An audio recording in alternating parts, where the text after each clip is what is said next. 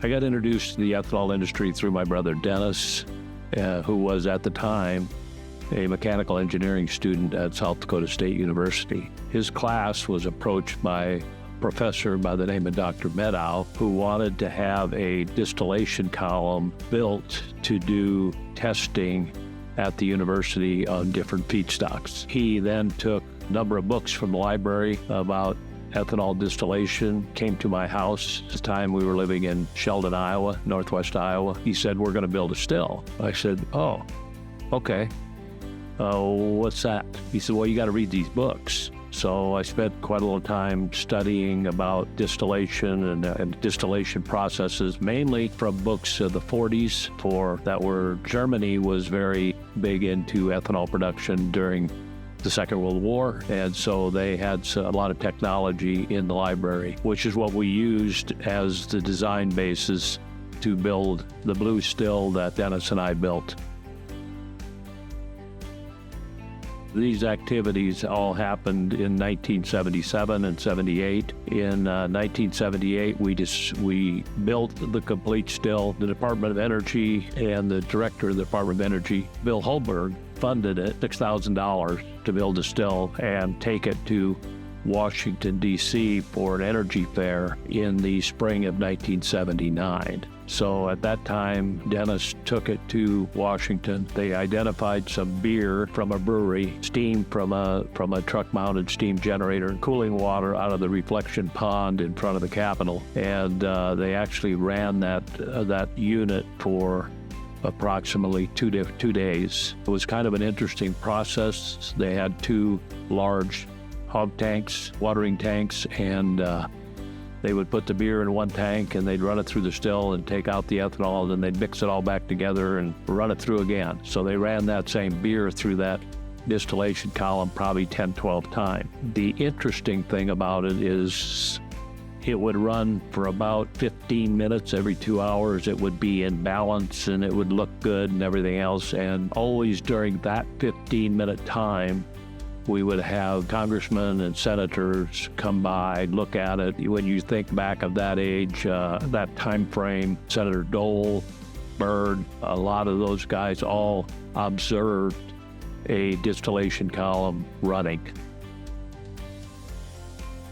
Early 80s, we were building small-scale ethanol plants throughout the U.S. and Washington State, South Dakota, Iowa, and Illinois. And then in the early 80s, farm support, the DOE investment credit or loans were canceled, so that whole thing just crashed and burned. Probably was a good thing in a way because we weren't ready to do large-scale ethanol. The large-scale plants that were built in the early 80s, almost all of them failed. The only three survivors was one in Indiana, one in Nebraska, and the one here in Colwich, Kansas. At that time, there was just everybody getting into the industry, but not everybody should have gotten into the industry. So actually, I would say it was somewhat of a blessing in disguise that the funding, the DOE funding for ethanol was stopped.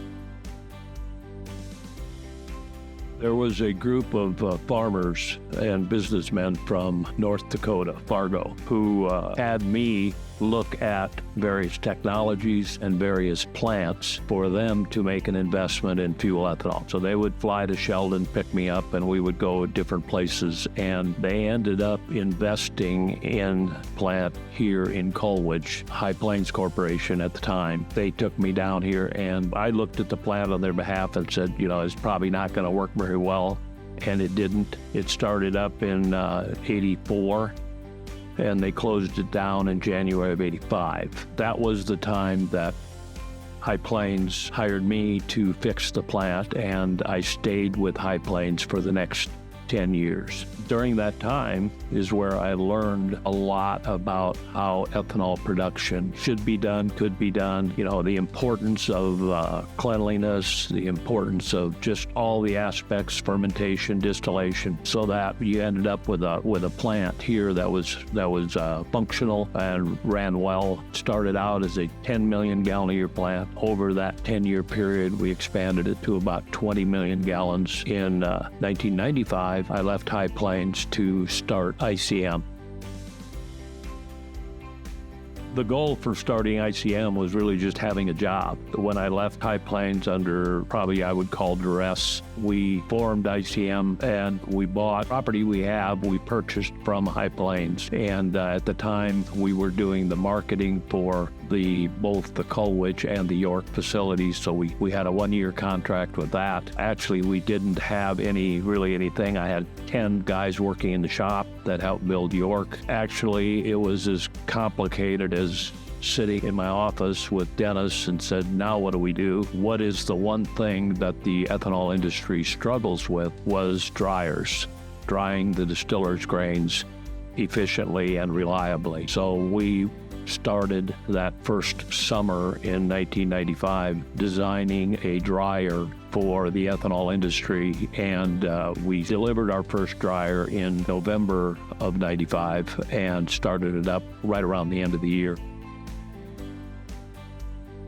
We did our dryer design, and then I worked with Bib Swain, who was building both CVEC and Corn Plus at the time, and Corn Plus was his first plant, and they had a ring dryer in that plant, and that dryer blew up, so they were down and out without a dryer. So we had sold our first dryer to CVEC at Benson, Minnesota. It was on the way, it was in Sioux City, on the way to Benson, and we diverted it to Winnebago for Corn Plus and installed, so we actually ended up installing our first dryer in Winnebago, and then agreed with Bib Swain, Delta T, to build a second one to go into CVEC. So that was our introduction into the drying industry, and that from 1995 to 2000 was what we did. We built dryers for both the brewing companies at the time and AGP and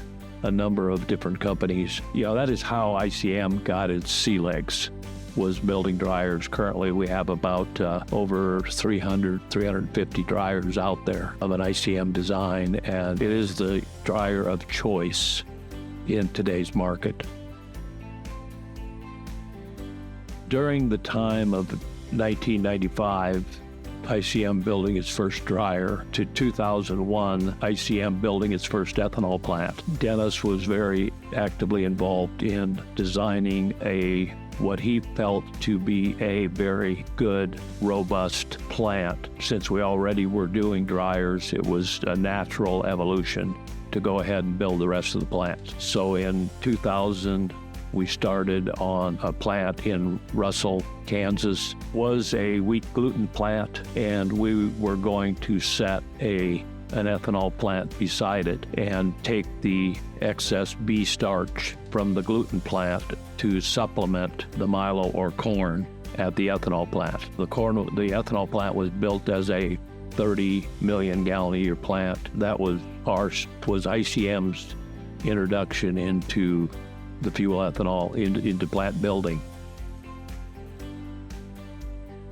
As you could say there, we were off to the races. Ron was the primary builder, and we had a license agreement with Fagan Inc. that we could build our technology, or he could build our technology, but nobody else could.